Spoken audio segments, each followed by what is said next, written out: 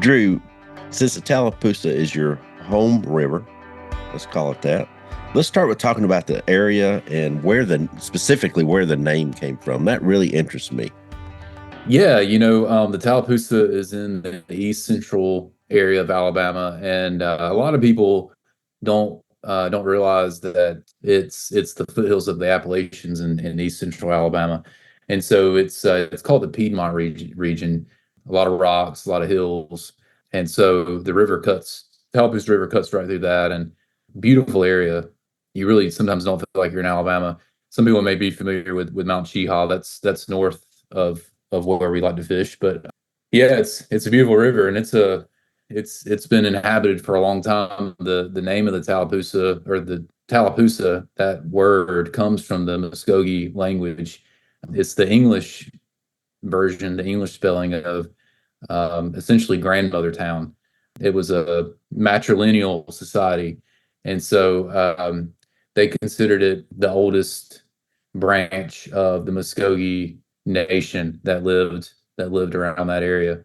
And so I've always thought it's cool. I think it speaks to, one, like I said, it's been inhabited for a while, but two, just a nice place to live. And there was a lot of food, and there's some fish traps on the river, so there's definitely a lot of evidence that they were using the river to survive and get food. And so we're still kind of doing that today. So that's kind of a neat connection to the past.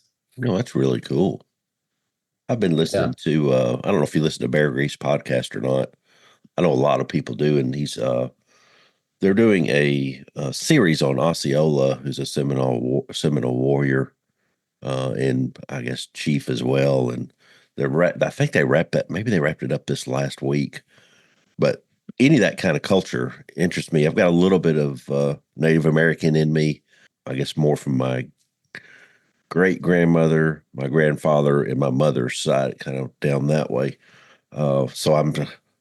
As I'm getting older, I think I'm starting to look into that more, and wish I probably Yeah. would have. I wish I would have done it earlier, but I was too busy doing other stuff, I guess, to do Yeah. stuff like that. So yeah, Yeah. that sort of stuff interests me, and I've been to the river, past the river.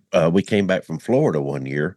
We decided we had a little time. I said, let's just take the back way, stay off of 65, because 65 is awful down, especially south of Birmingham. For some reason down there's one exit that you always end up having a problem right around the same exit. So anyway, long story short, we took off the back roads, and I started passing just little bits of this river.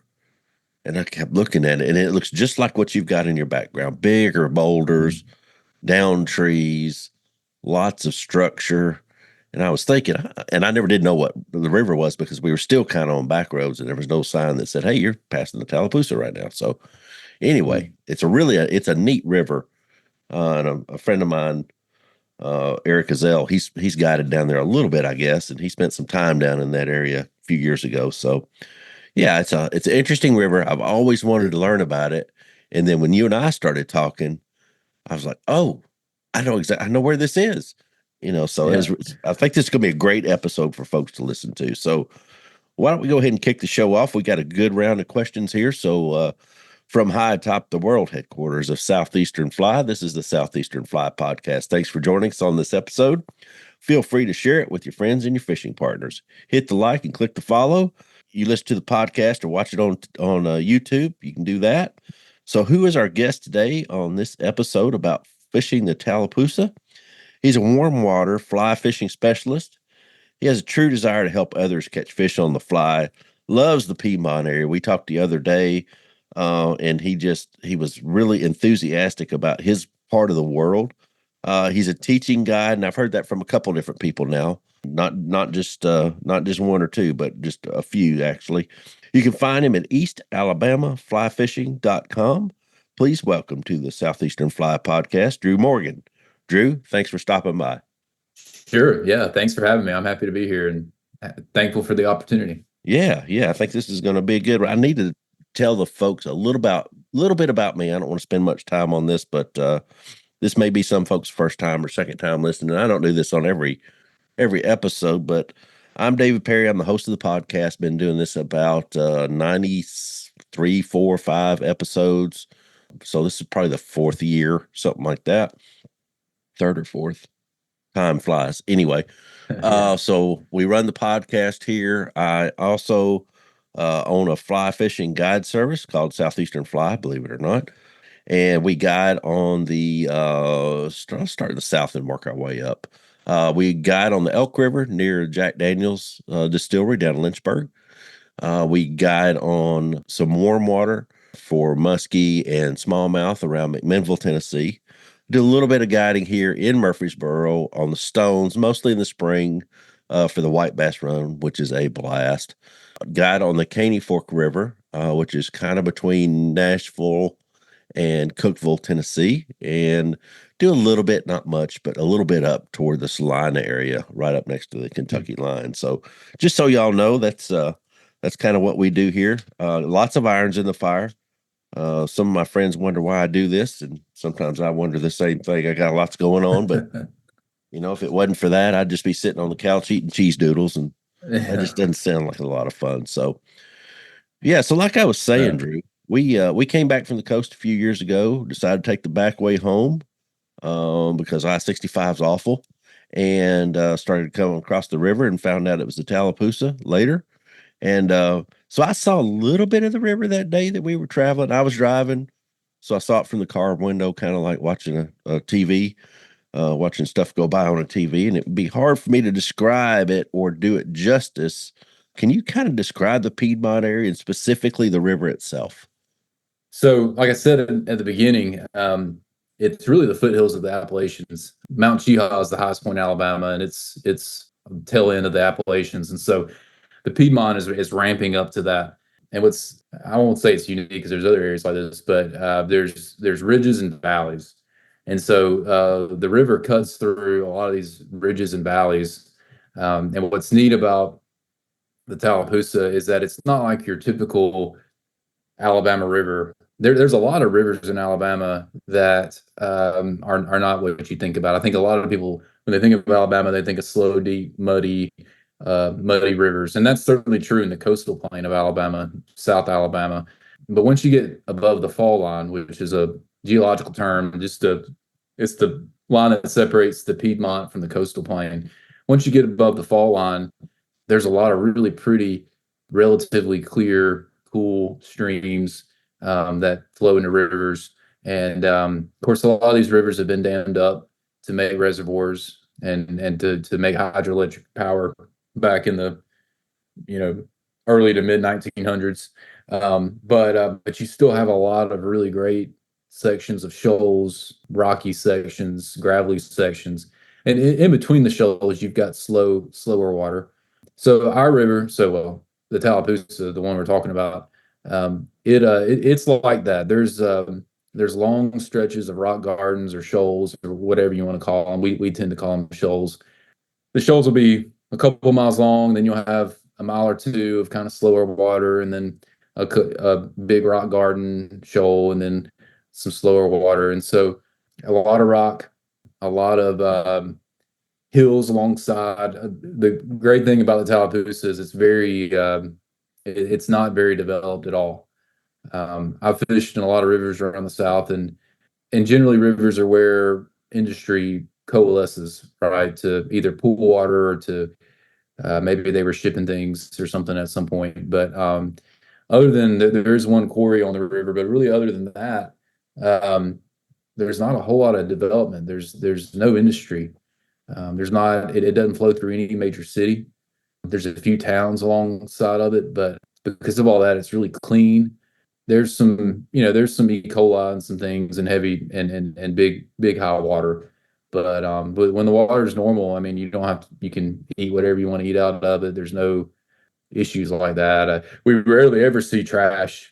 You'll see a little bit, but it's not like, unfortunately, some of the other rivers that flow through some cities and stuff, and there's just trash everywhere. So I always like to tell people it's almost like a throwback river. When I'm a history buff, I used to teach history, and so whenever I'm on the Tallapoosa, because you don't see a lot of houses and there's not a city and there's not a lot of industry, you really feel like you kind of go back in time and you're fishing you're fishing a river the way it was 200, 300 years ago before modern development. And so to me, it's hard. I think it's hard to describe unless you just go experience it. But I think the fishing's great on the Tallapoosa. Obviously, I love fishing it myself. But the great thing about it is even if let's say the bite's tough one day, I mean, it's still just a beautiful float down a river with beautiful scenery and pretty water and pretty shoals, and it's kind of like one big lazy river. So that's nice. And I'll say this too. I think when I talk about the Tallapoosa and mainly the parts that we fish and we got on, I'm talking about the middle Tallapoosa. So there's the Tallapoosa is broken up into the upper, middle, and lower, and it's the reservoirs that are the I guess dividing lines between the upper, middle, and lower. So we generally spend a lot of time on the middle Tallapoosa.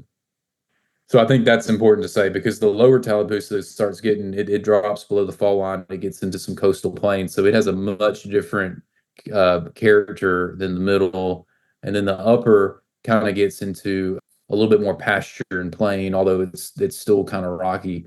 But there's some different geology there. But the middle kind of cuts through those main tiny little foothills coming down out of Georgia and North Carolina. So it's a special place. I mean, me and my buddies, when we go fish, I mean, there's some other great rivers too. We like to go fish for sure, but we always go back to the Tallapoosa because it's just a lot of fun and it's really pretty. Is it more of a higher gradient than the lower? Is the middle a little Yes, higher gradient? Is the upper even higher gradient, or is it about the same as the middle?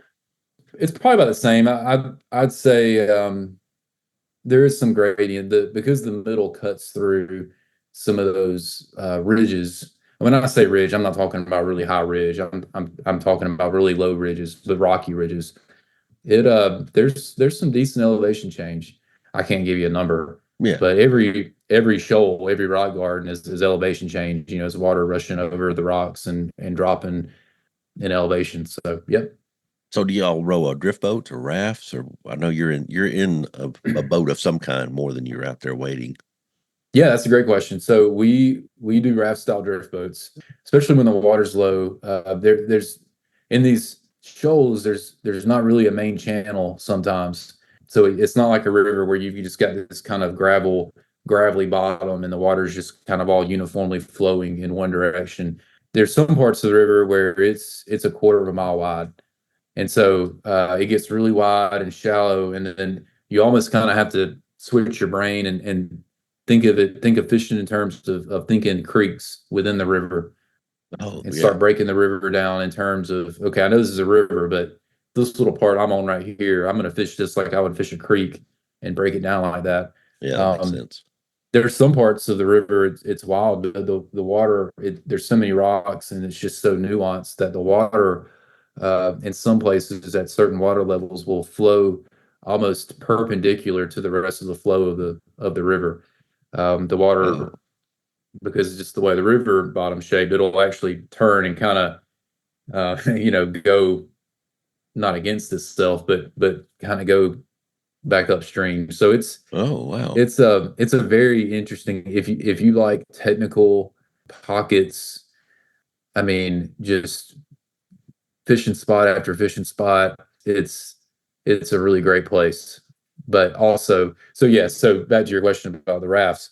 We run rafts just because it'd be really hard to get a hard boat down, especially in the summer months, which is our busy time. You could, and we've done it in the winter and spring, but the raft works year round. So that's what we do. And it's nice to be able to just bounce off a rock. I'm sure if your audience runs a raft, ideally you don't like to bounce off a rock, but if you got to, you can, and that rubber boat just bounces off and keeps going. And yeah, so that's our boat of choice. Yeah, that makes a lot of sense. So all those rocks and all that structure, we kind of want to get an idea of what we should look at as far as what the fish might eat in there in the river. And we're going to talk about some flies and stuff like that, and techniques and stuff like that in a minute. But Drew, what are food sources down there that are available in the Tallapoosa, and let's talk about fish. What kind of fish we can catch too? Let's get that all in this Yeah. question. Yeah, this is a loaded question. And when we talked earlier, I told you it's a lot. I wish it could be simpler, but it's not. But I also think the fish, it's what makes it unique. The fact that it's a little nuanced and it's not an easy question to answer makes it interesting, in my opinion. Yep.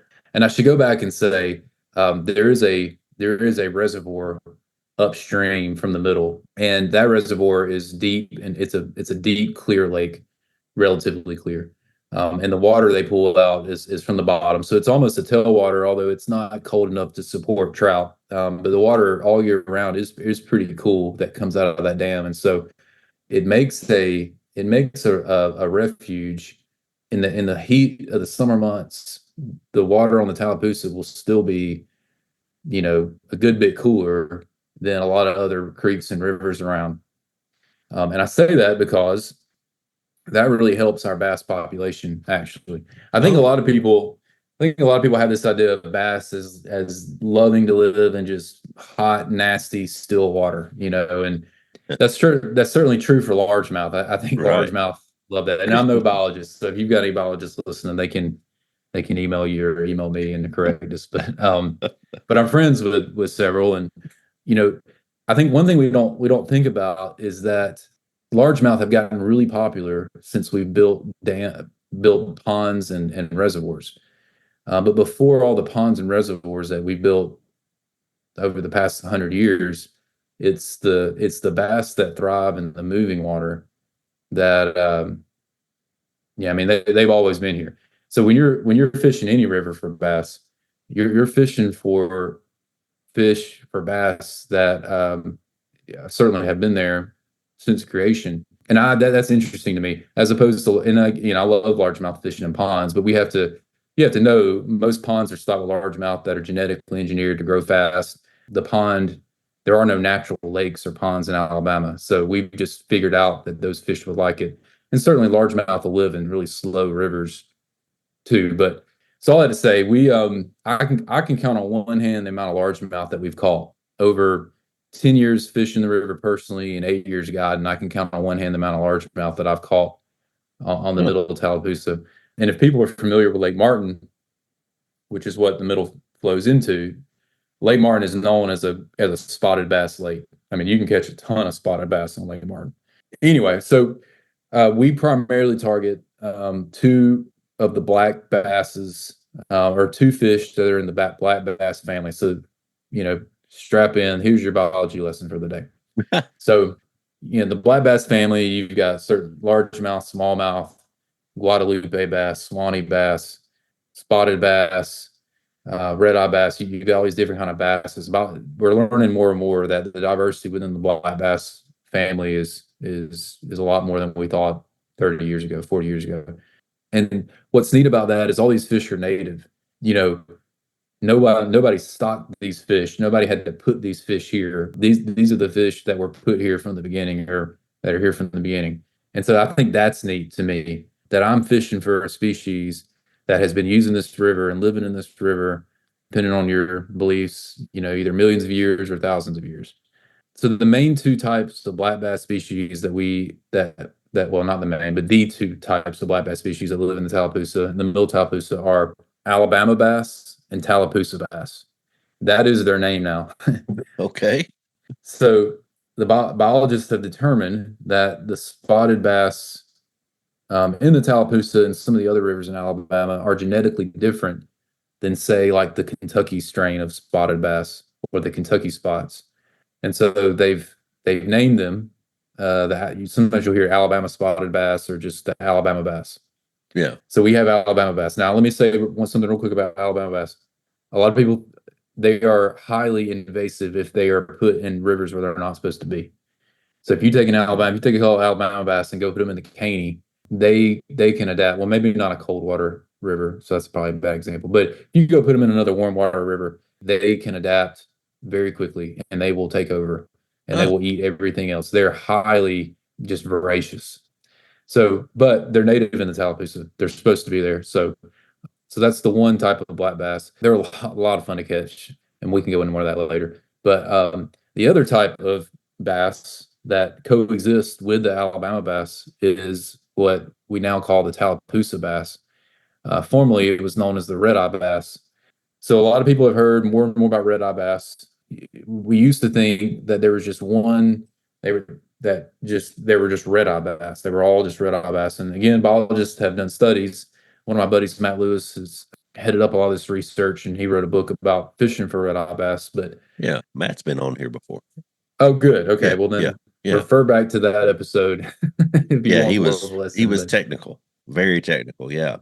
yeah. So anyway, the red-eye bass and the Tallapoosa are genetically different than, say, the red-eye bass and the Coosa or the Cahaba or the Chattahoochee.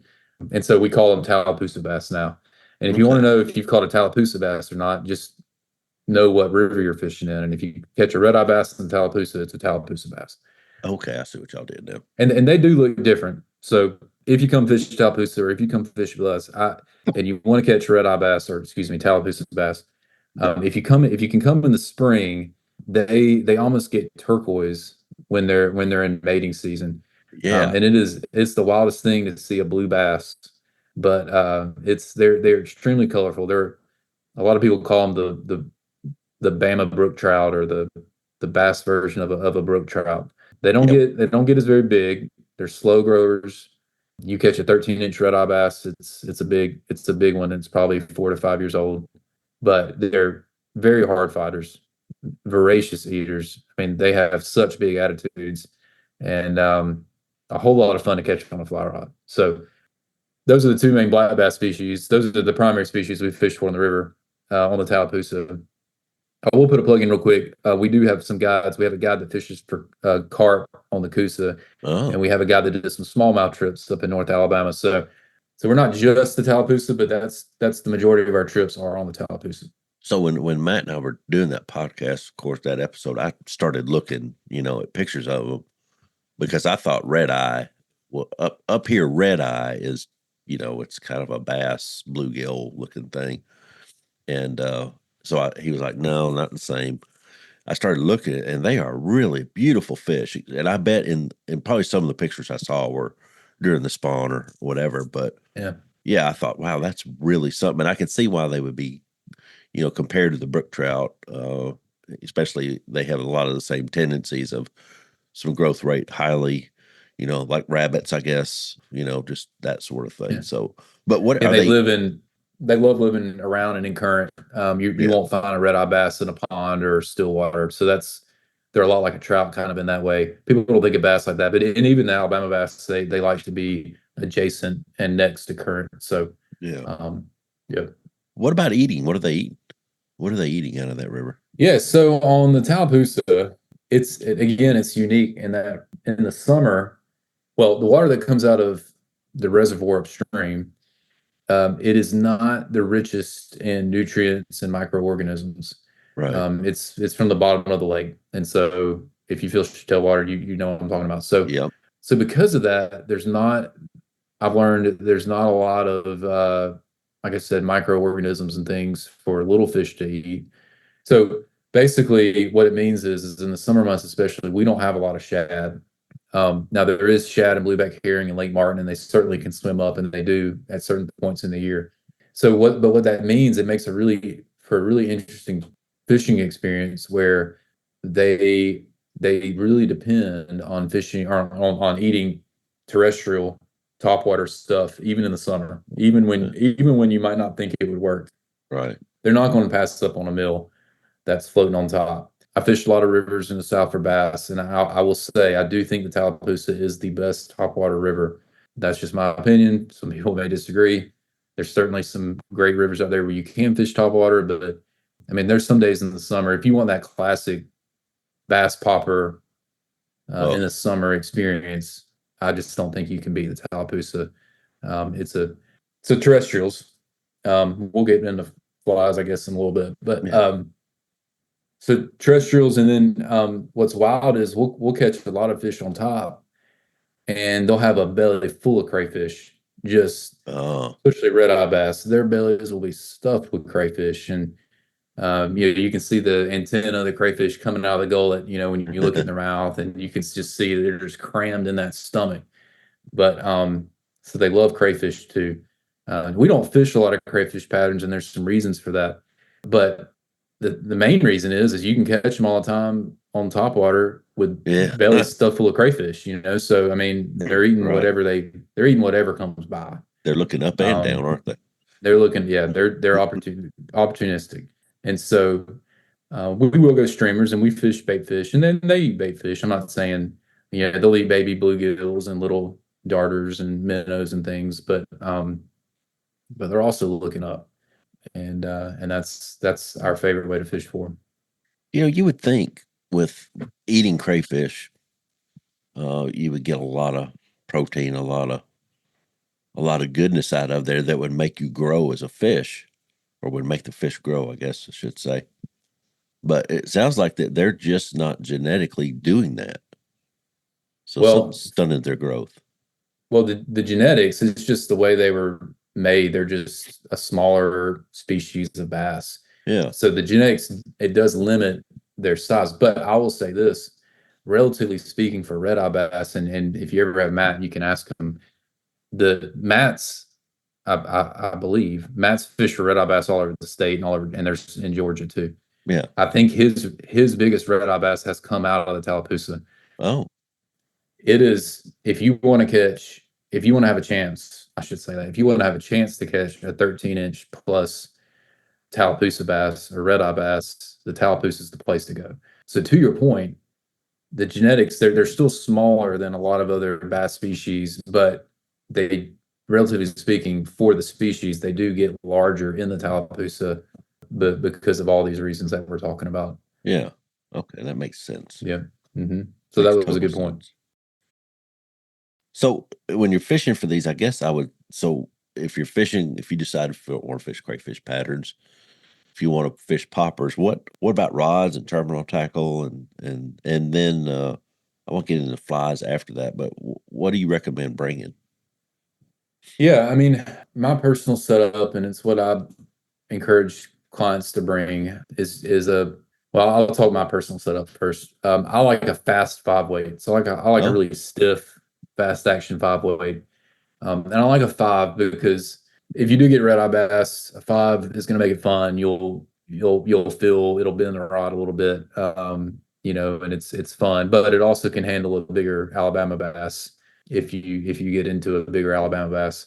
So I like a 5, but I like a really fast one because I usually use a line a couple sizes heavier than my rod.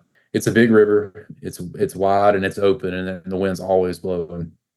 And yeah. we're casting bigger flies on the Tallapoosa. They like bigger size poppers, medium sized streamers. So anyway, it's I think it's nice to have a couple sizes bigger line just to help with casting. Also, it's a little technical in that the farther you can cast, the more shots you'll have on all the different little holes around you as we float by. And so anything that helps you cast farther is going to help you catch more fish. Yeah. So I like a 5 weight with, depending on the design of the line, a size or two heavy. And for clients, I'll have something a little slower action, sometimes fast action, especially if you're a beginner. We love beginners, but I don't want to put a fast action rod in a beginner's hand. Sometimes it can just be frustrating. Yeah, that's the main setup. Now, if we're fishing streamers, and again, if the topwater bite's not there, we'll fish streamers. I like a 6 or 7 weight, just to, especially if we're casting a sink tip or a weighted fly, just it helps in the wind. So really, it's more about casting than it is the fish. Right. Fly delivery. Yeah. I mean, if you wanted to take 8 out there, an 8 weight, I mean, you certainly could. I mean, it's going to overpower the fish, but you'll be able to get to all the spots. Yeah. So it's just about kind of balancing out what you want to do. But that's my set. And I'll say this, it is a lot of fun. If I've purposely taken a 3 weight out there before, and it's a big river, but I've kind of challenged myself to take a 3 weight, and you can't cast as far, but if you get a nice size bass on a 3 weight with the Yeah. current, it's a lot of fun. So Yeah, and I'm looking at that picture behind you and just looking at all the spots as oh you've yeah, been talking. there you go. Yeah, there's a ton of whoa, he's gone. There's a ton of spots in there that you very much described. There's a big long slick in the just before whatever that is down there. It looks like a bridge, but I think that's a branch. But lots of Yeah, structure, it's a tree. lots of structure, and from what I remember, lots of structure. A lot of structure. We didn't drive by a lot of it, but a lot of the river. But we We did drive by enough of it where I could tell that there's a ton of structure in there.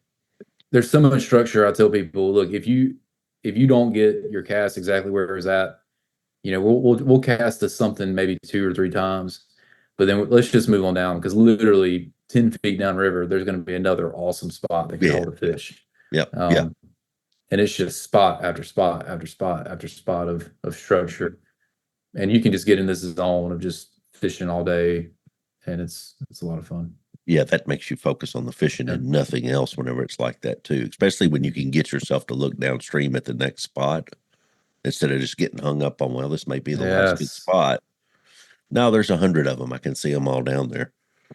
So, and that's a good, when you're fishing on a raft, especially if you come fishing on Tallapoosa, don't get hung up on that spot. Once that spot's gotten behind the boat, don't keep casting. Don't try to cast behind the boat to get to it. Just go ahead and look on downstream because there's another really good spot coming, and let's focus on that next one. So yeah, I don't like fishing behind the boat. A lot of people, especially streamers, they like to fish them upstream, and I don't know. Maybe I'm doing it wrong, but once I'm past something, unless something eats a fly, and we're trying to get back to it, and a lot of times it doesn't pan out. Most of the time that doesn't pan out, but yeah, I'm trying to get people to look downstream as much as they possibly can. sure, I like that 45-degree angle with streamers. Yep. That's where I want my fly to be in the zone where I think a fish is going to be. And the other thing is, normally people come with a buddy, and that buddy in the back is not going to be too happy with you if you're casting back there all day. So right. I put some green and red tape on my boat, so the red is closer to me, and it's at the 45. It's a red and green piece of tape. They're just laid side by side, and I tell them, if you're in the front, just fish somewhere in the green up there between the green. Don't get back here in the red. And about 3/4 of the way through the day, they're fishing back in the red again. But for the first part of the day, and whenever I remind them, hey, fishing the green up here. So Johnny back here, he needs some room to, especially casting streamers. He needs something to fish to. I don't want him fishing behind the boat. We've already been there. You've already tore that water up, and now he's pounding it some more. At least, give him a shot here and there. I gotta tell him, you got all the river, you got all that river out in front of you. You're back here casting where Johnny is. Yeah, so. Yeah, exactly. But you get zoned in, and I get it. Yeah, you do. I'm not saying I don't do it. Yeah, I will gently remind, like, hey, like, let's fish in front of the boat. So, yeah. I don't know, the green and red tape. Yeah, that's a good idea. Seems to be working. I don't know. Maybe it is. I say those words less during the day, so it must be working. Yeah, there you go. So yeah. What about flies, colors, and profiles, and that sort of patterns? I think I get more into profiles than I do colors. I think the more I've fished out there, the more I'm not saying color doesn't matter, but I think if you get the right profile, the color doesn't matter as much. Yeah. For topwater, I have found for the bass especially, they do like bigger topwater bugs. So whether it's a big hair bug, or we use boogle bugs a lot just because they last a while and they seem pretty effective. We catch a lot of fish on them. But size 4 boogle bugs, so the bigger size boogle bug, or like a size 4 double barrel popper, we like those. Anything that's got a big profile. And a lot of people, when you look at a popper, you make sure you add the legs and the tail to the profile. Don't just look at the popper body. And so for bass, generally they like longer legs and longer tail. Your trout topwater flies will have shorter legs. So it can be a small body. Like, for example, one of my favorite flies that it's not a popper, but it works really well in the spring, in the early season, it's a smallmouth fly. It's basically a variation of a chubby Chernobyl. It's called Old Mr. Wiggly, and it's just a foam. It's the foam fly with really long legs. Yeah, and people look at it and be like, man, this bass will eat this small fly, and I say, well, it's small, but when you add the legs in, I mean, it's a big profile.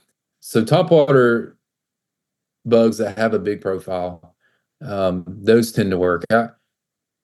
Early in the season, it seems like to me. So if you're fishing when the weather starts warming up, April, May, to me, the bass want less commotion. So, and this may be true other places, but I'll speak to Tallapoosa. So, sliders, divers, old Mr. Wigglies, foam bugs like that with long legs, things that don't pop, they tend to work better. And then once the weather really heats up, the popper bite comes on, and they like the commotion. And that's the other thing we've learned is on the Tallapoosa, they like the pop. So Oh, well, some places you go fish, you throw a popper, but you're supposed to dead drift it. And I'm like, right, well, right. what's the fun of fishing a popper if you're not popping? So, if yeah, these fish, they like that commotion. It makes them mad, So I usually, we vary up the retrieve based on what they want, but they do like that bloop, that the popper makes. So that's important. White, I've always feel like white, we want to talk color. I do think white works well in the middle of summer. And I've got a couple of reasons why, but I don't know. It just seems to be what they like. And in different times of year, different colors. Sometimes I'll play around different colors until we get what they want that day. But your basic colors, yellow, chartreuse, white. If the water's dirtier, black can work. So nothing too complicated as far as fly selection. And then it was funny. I was listening to your last podcast episode. Russ was talking about streamer selection. He was talking about matching the streamer to the color of the river and the bottom of the river, and that's certainly true on the Tallapoosa also. That I totally agree with that. That seems to work really well. And a lot of times when people come to Tallapoosa and they'll fish big streamers, because they hear me talk about big poppers, and so they'll think big streamers. Uh-huh. I tend to like, and I agreed with him, 3 to 4 inches. I mean, maybe 5 inches, but a 3 to 4 inch streamer is going to catch you some good quality fish. Olive, and especially in the summer, olive works really well. White, you know, again, nothing too complicated with fly selection. I think if I had to fish one color fly, streamer, popper, it'd be white. I don't Yeah, I'd know. agree I with don't that. know why. I mean, Yeah. I don't know if I fish it more, so I catch more fish on it. So it's like a self-fulfilling prophecy, Yeah. or if it really does work that way. If it really does work better. I know I can see it better, which is a whole lot more fun to fish that way. If I Oh, could, for sure. yeah. And I love what y'all talked about last time, and it's true. I mean, fly selection really doesn't matter as much as how you're fishing it and the confidence you have fishing Oh it. yeah, yeah, 100%. Like river Absolutely. bass are so opportunistic.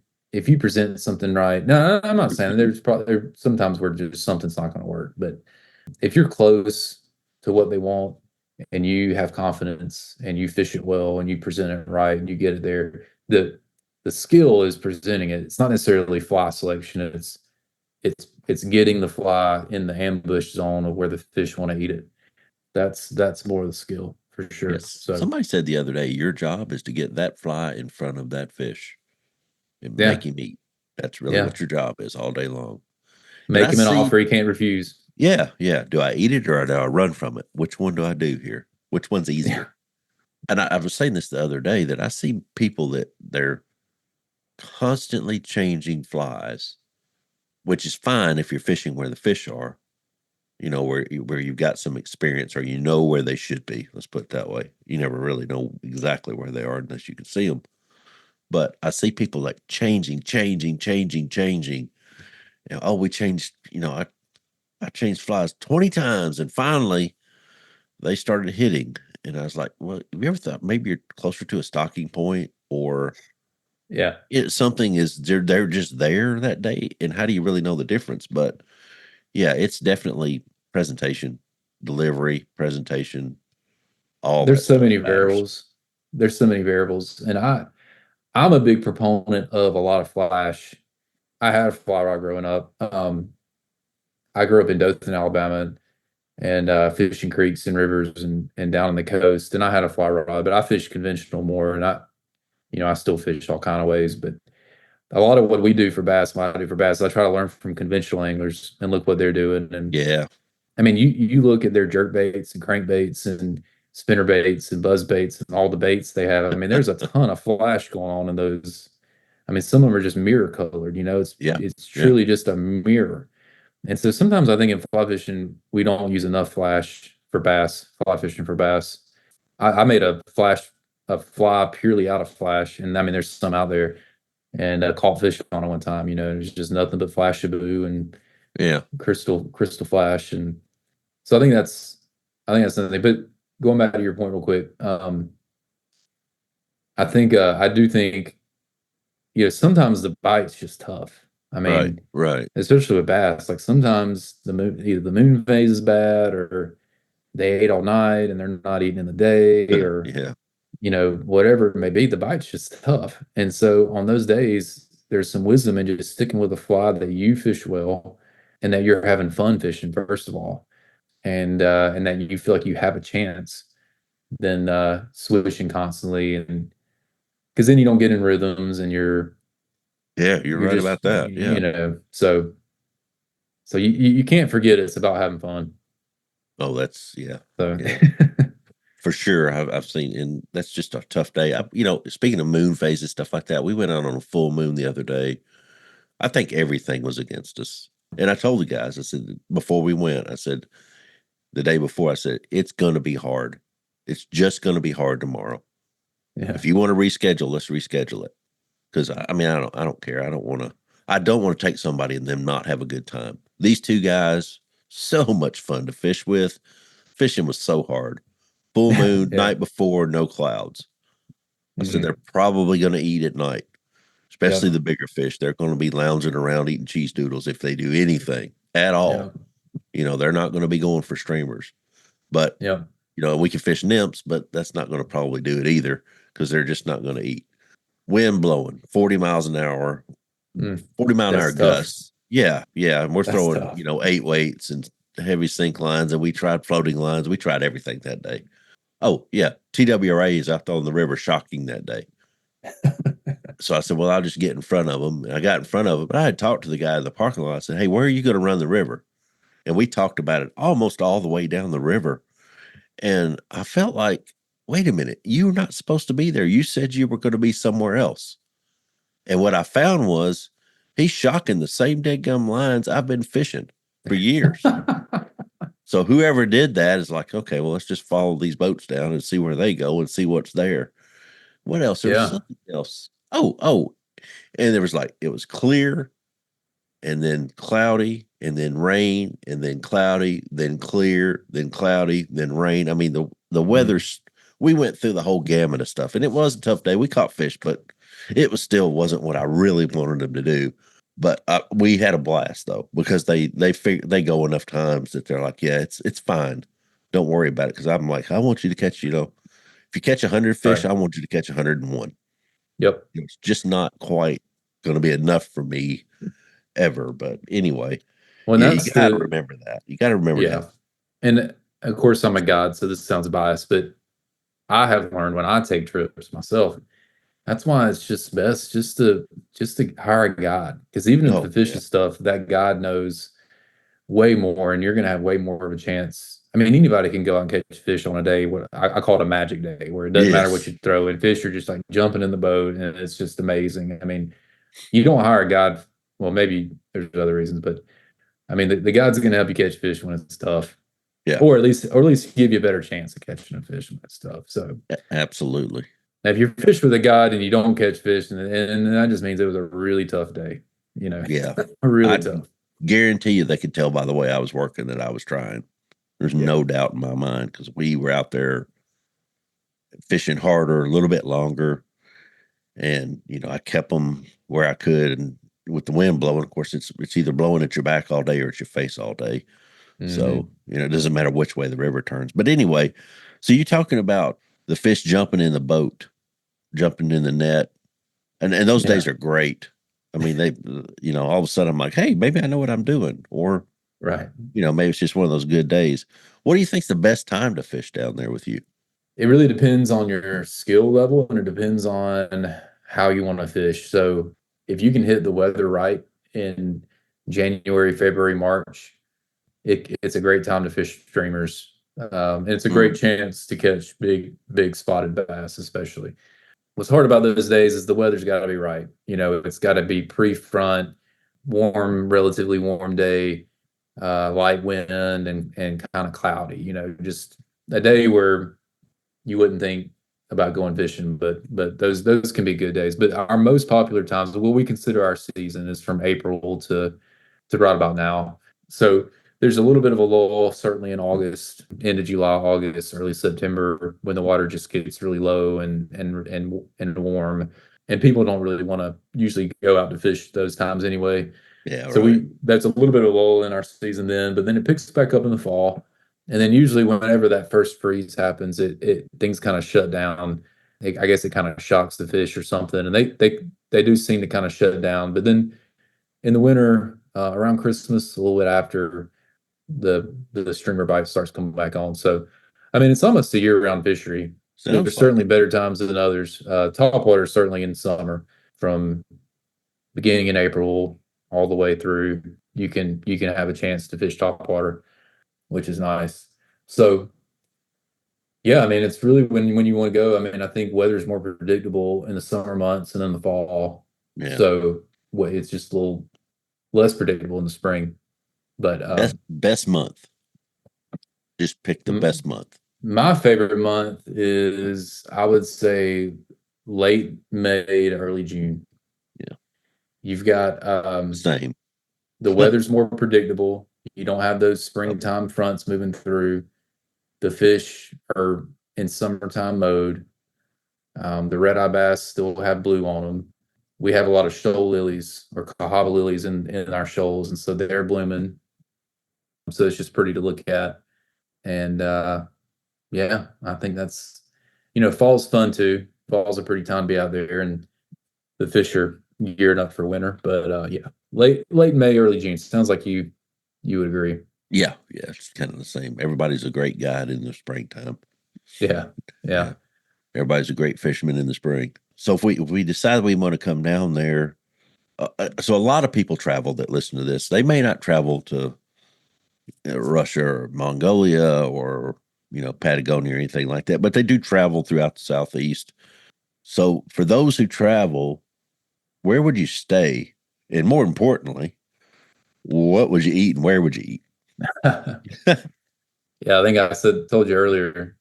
Sometimes you can't control the fish, but you can control what you eat, That's right. and that's the fun part of traveling. So there's a town called Alexander City. That's the closest town with some good hotels, and that's where a lot of our clients stay in Alexander City, Alabama. There are some VRBOs and some rental places on the river that if you look it up online, you might could find, and those are neat. But if you're just looking for a place to crash at night, Alexander City is your best bet.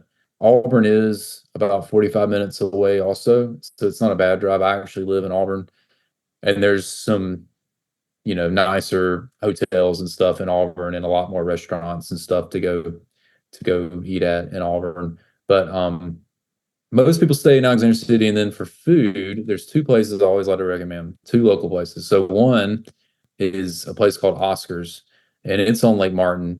It's not, if you stay in Alexander City, it's real close to there, but it's just good Southern barbecue, Mm. burgers, some like catfish dinner. You can get a catfish dinner, just some good Oh, stuff like that. It's been around for a while.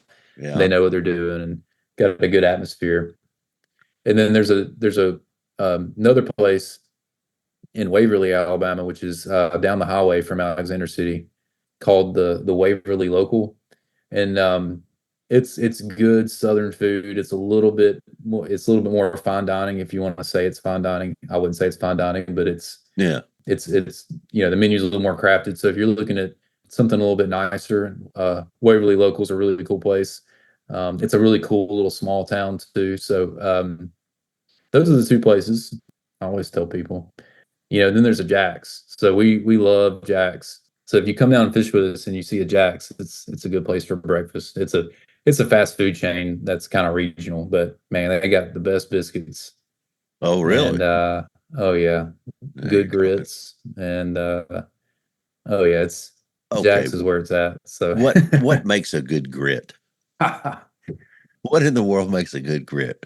I don't well, know. they I got know there are some grits I like and some I don't, but I'm not sure what makes a good grit.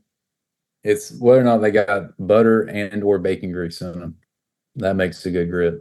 The bacon grease is Uh, probably that's yeah, missing because everybody puts a big dollop of butter in the middle of it and yeah. calls The it good. bacon grease is where it's at. That of course anything maybe go with bacon grease in it, but Well, true, true.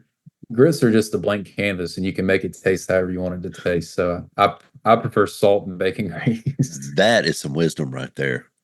Dang, that might be the best part of any podcast this year. Yeah, that's good. Oh, that's funny That's and good. true. Yeah, yeah, yeah. We had a It's a blank discussion the other canvas. day. Me and somebody had a discussion about grits. I can't remember who it was, but we were talking about what makes good grits. And my wife made some the other night. Were outstanding. We had shrimp and grits, and they were really good. And of course, she got it off of something off of TV and got the recipe, and she cooked it. And I did peel the shrimp. That's all I participated in that. She was able to You handle the rest. contributed. Yes, Yeah. yes, yeah. I think she just wanted me to. I think she thought I was going to sit on the couch for a minute. And she thought, no, no, you're not. You're coming in here. I'm going to stand in here and cook. You're coming too. So, but no, That's we funny. honestly like to cook together. So that's pretty cool. So let's switch over to your fishing just a minute. So I always say this: fishing's what brings us together. I don't know that you and I would have ever met if it wasn't for fishing. Probably not. True. Yeah. So we all have this in common, whether it's fishing the salt or fishing the freshwater. We all kind of have the same thing in common, and just about everybody that I've met and fished with can pull out a picture of their big fish on their phone and show it to you. But when it comes to the one that they can't show you, that'd be the one that got away. We don't always hear about that one. No. So tell us the story behind the one that got away from you. Yeah. You don't hear about these. There's a reason for that, David. Oh, it's heartbreaking um, usually. it's heartbreaking. Yeah. I have my story. So yeah. So we were fishing, and it was one of these days where we thought it was going to be really good, where everything just seemed like it was going to be a great day of fishing. We got out there, and it was a lot slower than we thought, and we were having to work really hard for it. And I got to admit, so this is I was not fishing, I was guiding. So if you want me to tell one where I'm fishing, I got another one for that. That's an interesting story. So I was guiding, and we worked hard. And there's this place on the river where the water is a pretty swift current, and there's some undercut banks in the rock. So the water's pretty swift, and it hits this rock ledge, and then bounces off and curves back into Yep. the main channel. But next to the rock, there's some eddies and things, and so we were fishing a sink tip with a olive game changer. When in doubt, try game changer. They're pretty effective. Yeah. And man, he thought he got hung, and then it Oh. moved. But the raft is in this swift current, and the current is going to hit this rock ledge, right? So the water's too swift and deep to drop the anchor. And so I start back rowing to give him time. And I look up, and when you fish for a couple years, or when you guide for a couple years, you see a lot of fish. David, it was the biggest bass I had ever seen out on the Tallapoosa. And it looked big from the water. Like, Oh. I've seen a lot of fish being fought near the boat, but it was the biggest fish I've ever seen. And so when I saw it, I immediately knew, like, we had a 3-second window, because I can't just let the boat go. Because if I let the boat go, it's going to get pushed under the ledge on the rock ledge. So I can't just let it go. But I knew I had 3 seconds where I could try to net it and then get back on the sticks and keep the raft out of because if we had gotten in that undercut, I mean, it would have been bad news. Yeah, right. Really, really, really bad news. but it's like this fish knows it. It's like this is like granddaddy fish. Like he knows. I'll never forget. It came up. It wasn't done fighting. It just came up near the boat, and I had the net, and I grabbed the net, and I lunged forward in the raft, and I mean the side of it hit the end of the net and just slid off. Oh, And so I got back on the sticks and I started rowing back, and then a few seconds later, it broke off in the current. And Tommy, if you're listening, he still gives me a hard time about that. But that's all. There was nothing I could have done. But it takes a lot, and I mean, it's not bragging. It's just saying when you've been guiding, you see a lot of fish, and eventually your heart doesn't break with lost fish, but my heart broke with that lost fish. I mean, it was big. It would have been by far the boat record. oh yeah, yeah. Yeah, I mean, and Tommy knew it, I knew it, and it was one of those things where we were trying to have fun the rest of the day, but we had that mental image of that fish that we saw for a few seconds that got away. They got away, and it's only in our memories. It's only in me and his memory. There's no pictures, there's no video. Yep. Yep. That's exactly right. That's one of the fish that you just like, everybody's quiet, it's an hour later. Yes. You're fishing and just go, man, I wish we'd have caught that one. Yeah. Yeah. Yep. Personally, real quick, I've taken a few tarpon trips the past couple years. I've kind of gotten into. I grew up near the coast, and love saltwater, love the coast, and so I had a few opportunities to go tarpon fishing. And my first trip, I fed a fish, which was an accomplishment I was happy with. Yeah, right. My second trip, fed a fish and fought it for about 15, 20 minutes. Seemed like a long time. I have never felt, I mean, it was like being hooked up with 2 bags of concrete with a jet motor on the back of it. I mean, it was a Nautilus reel with the drag set super tight, so tight, like when you're pulling line off, like you're really having to put effort in to pull line off. Yeah. And, for your audience, that's tarpon fish, I'm talking about, but I mean, it was taking that drag out like it was nothing. I mean, that fish, it was just like it was nothing. We got it up under the boat, near the boat, and it was about to give up. And the line broke. Oh. I was looking down at it, and the line broke and it swam off.